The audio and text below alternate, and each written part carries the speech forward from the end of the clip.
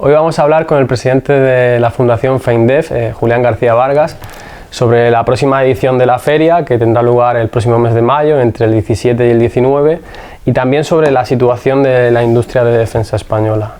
Lo primero, presidente, muchas gracias por atendernos. Muchas gracias a Infondefensa por venir a esta entrevista. Para comenzar, le quería preguntar por las claves de esta tercera edición de FEINDEF, ¿cuáles van a ser las novedades?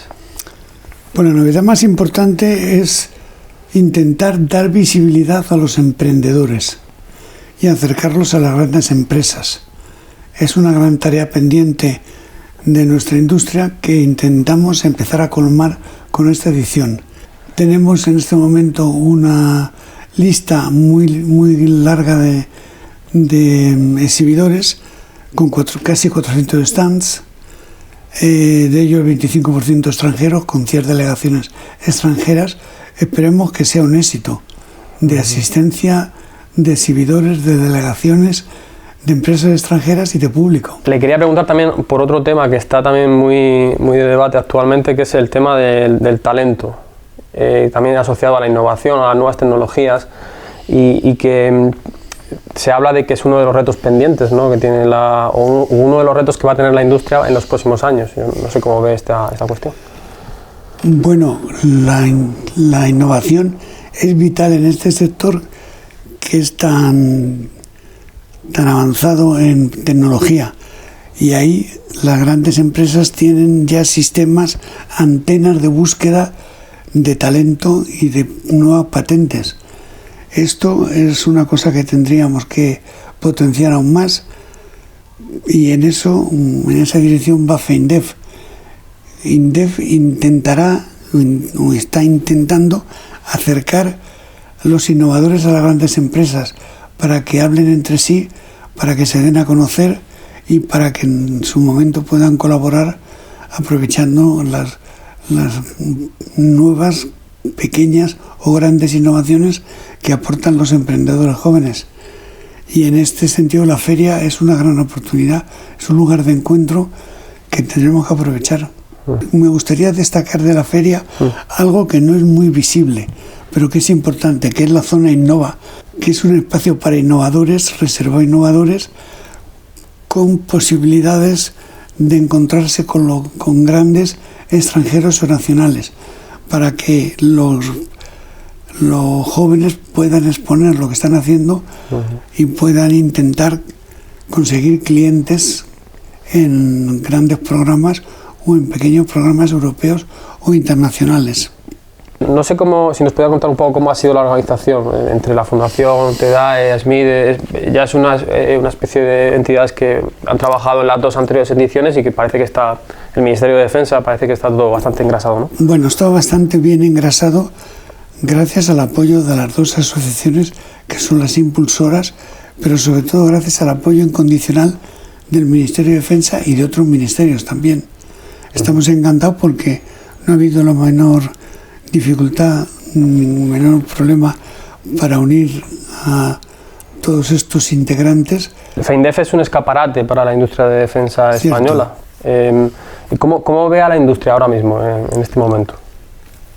Bueno, yo lo veo bastante bien, en el sentido de que es cada vez más exportadora. Prácticamente de los 7.000 millones que produce, el 50% se venden al extranjero, sobre todo dentro de la Unión Europea, y supone además un peso creciente dentro de la economía nacional. Más o menos viene a aportar el 0,8 del PIB, que es una cifra ya muy respetable, pero sobre todo cualitativamente aporta cada vez más tecnología dual, y eso es fundamental para cualquier país que quiera progresar. ¿Y cree que tiene capacidad de competir ahora que aparecen nuevos programas en el horizonte en Europa, también nuevas inversiones aquí en España? ¿Le ve capaz de competir de tú a tú con otras industrias europeas?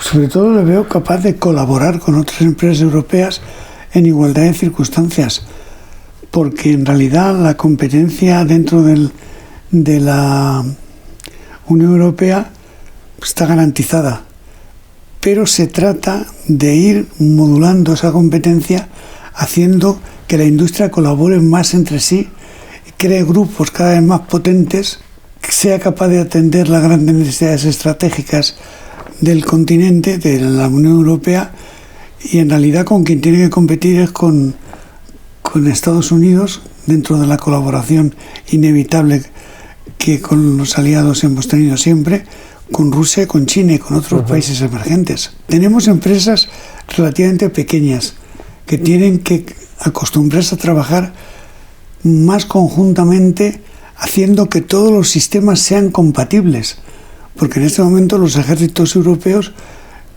tienen una compatibilidad elevada, pero no es como la de los Estados Unidos, porque la industria nacional aporta sistemas individuales que no siempre son iguales que los del aliado con el que tiene que trabajar después.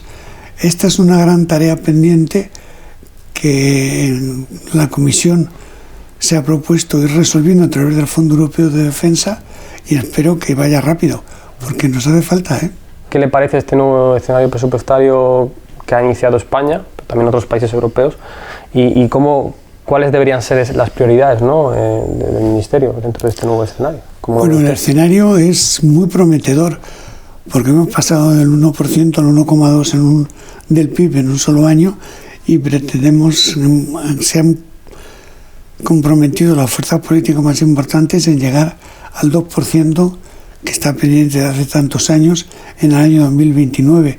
Esto abre un horizonte de posibilidades inédito dentro de la industria nacional. Han sido años terribles.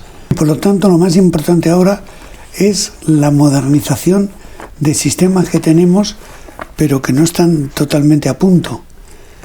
Y al mismo tiempo, pues incrementar los recursos para ejercicios sobre el terreno con tiro real. Y luego terminar, en segundo lugar, terminar los programas ya iniciados. Y en tercer lugar, iniciar otros proyectos nuevos. Yo creo que llegar al 2% es un objetivo muy factible y muy realista dentro de las posibilidades de la economía española. Bueno, volviendo un poco al sector, a la industria, estamos en mitad de una guerra, ¿no?, desde hace ya más de un año. ¿Cómo ve que haya afectado a la industria de defensa? A la industria la ha cogido en un buen momento de capacidad, pero sin embargo con algunas limitaciones. Por ejemplo, la fabricación de munición, que se está viendo que era suficiente para una época sin grandes enfrentamientos, porque la munición no se improvisa, es la munición artillería muy compleja, y ya estamos viendo las dificultades que tenemos para satisfacerla. Tenemos que recuperar las reservas que teníamos y entregar lo prometido a Ucrania. Y en cuanto a las necesidades de un conflicto en Europa, lo que hemos visto es que tenemos que estar preparados en la colaboración de socios europeos para atender cualquier contingencia. Yo le quería preguntar si cree que la sociedad está hoy más concienciada sobre la necesidad de tener unas fuerzas armadas bien equipadas. Bueno, en el Congreso ya se ha visto que todas las fuerzas políticas apoyan la inversión en defensa, excepto la izquierda ilusoria no realista, que cree que la paz viene dada desde fuerzas inmateriales que nadie conoce y que se niega incluso a ayudar a Ucrania, y que está pidiendo una vía diplomática que nadie ve de momento, ¿no?